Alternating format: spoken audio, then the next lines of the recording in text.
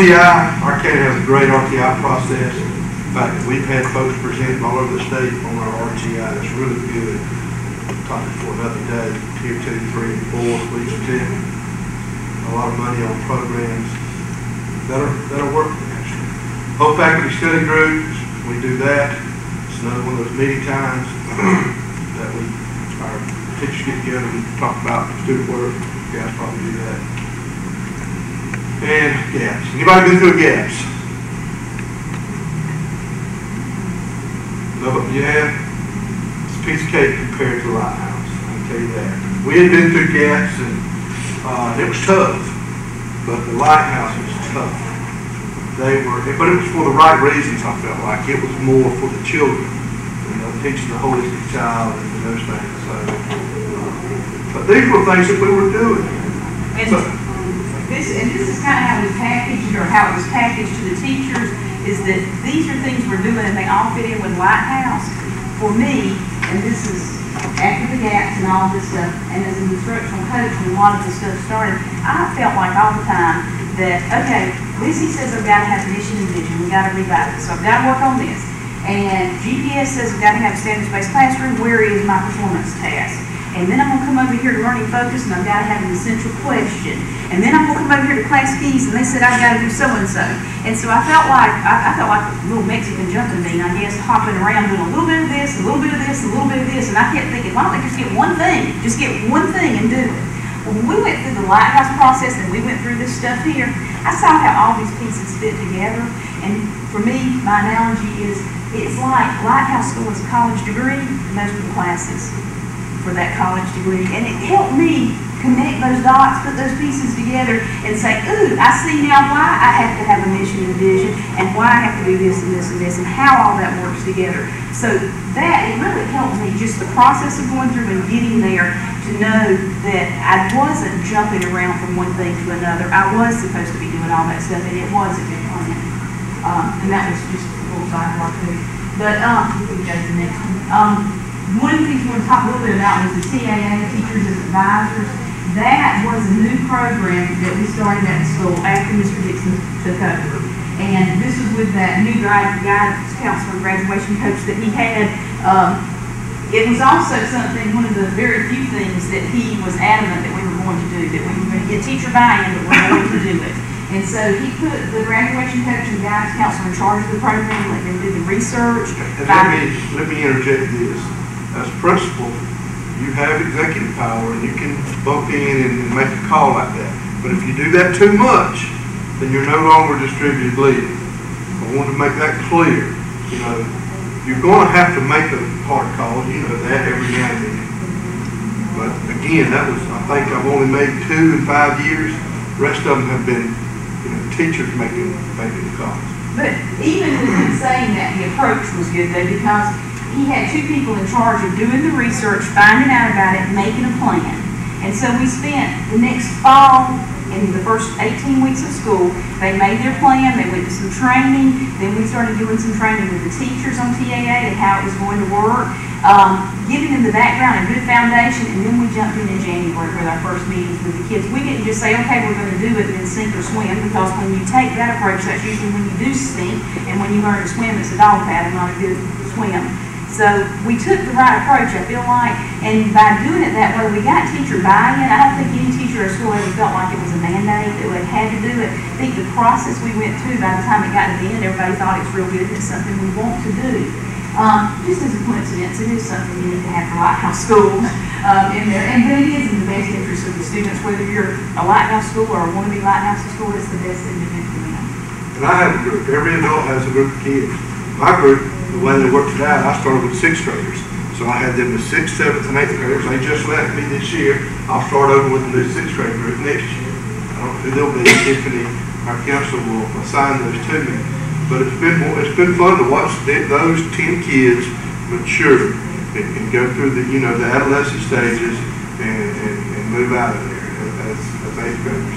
I tried to say that all 12 of them passed everything on CRC too. That was obviously a big thing for me. And these were not, the kids I had were not advanced content. These were your average middle of the road kids. Great.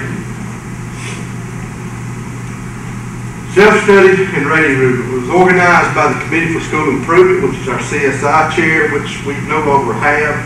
That was a position that we had at one time that we sort of phased out. But at that time, that's who organized it. It was Lonnie Hines. Lonnie's now instructional coach. It was presented at a faculty meeting with a few honest answers, site visit will validate. What does that mean? Don't write down what you think we want to hear, because they're going to come see us and they're going to say, wow, you said this, but you're not doing it. How embarrassing would that be? So they had to be honest in what they wrote, and they were. Faculty completed, and they returned it to CSI chair. They did it within, one meeting. They didn't take it out. They didn't leave with it.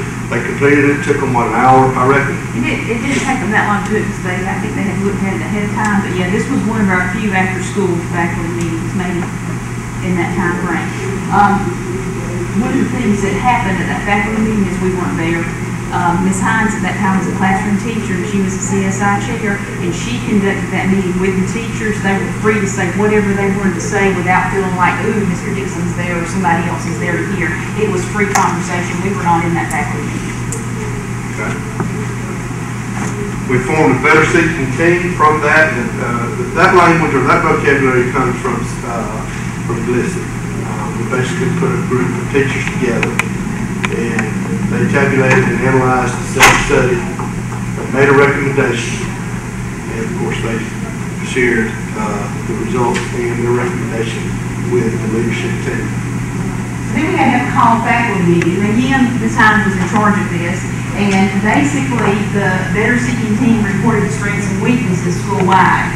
And those were our averages based off the rubric of developmental responsiveness being the weakest area. And that's the teacher reflecting what the teachers said about themselves, not what we said about the teachers. And so at that time, the BST, that team recommended that we go forward with the Lighthouse process, and the people in the room at that meeting agreed, and so we're on the way.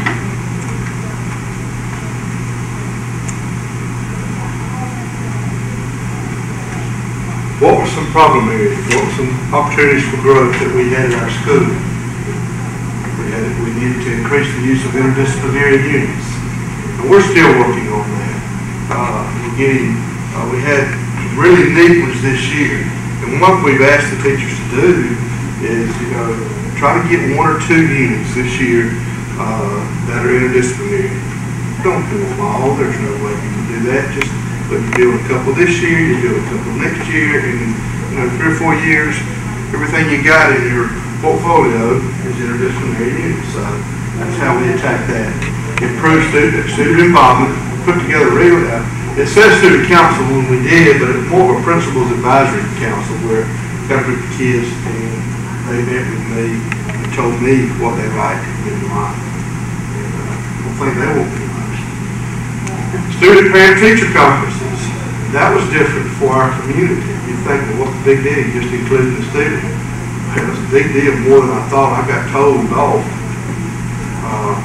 by parents that his child was not going to be in that meeting, that they're discussing.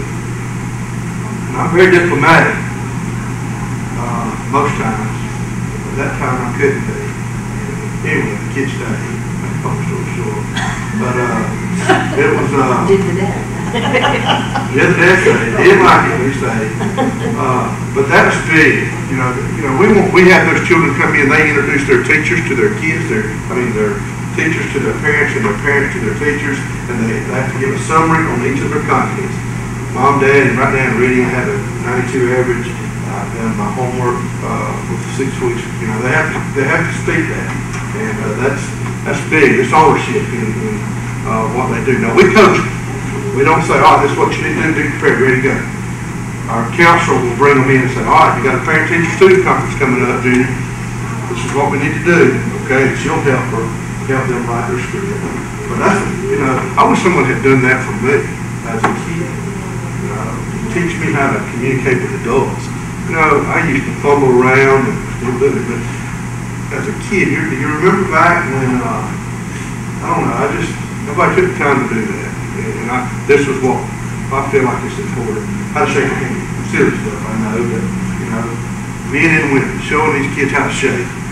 don't give me the rag in, it's shame. That's the way we do it here in America. But that's all part of that was what we needed to help with. Include service learning opportunities, citizenship skills, school and community projects. And those were the areas, these were the areas in which we needed to improve upon. And we had, and it's gotten a lot better. But these were not so far off base that we didn't feel like we could move forward. All right?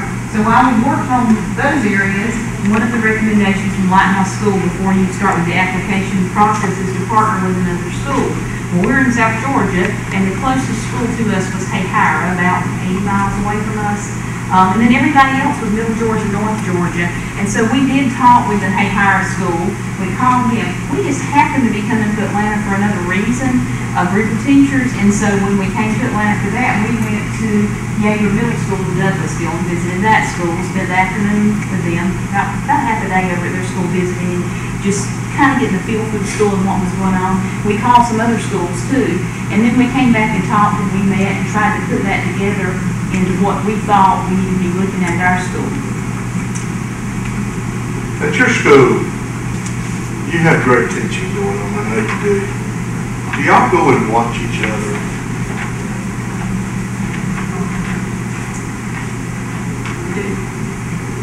Do you? Some say yes, some say no. That's something I've always, finally I just mandated it and said, hey, you need to take this to go to the teacher before they send it.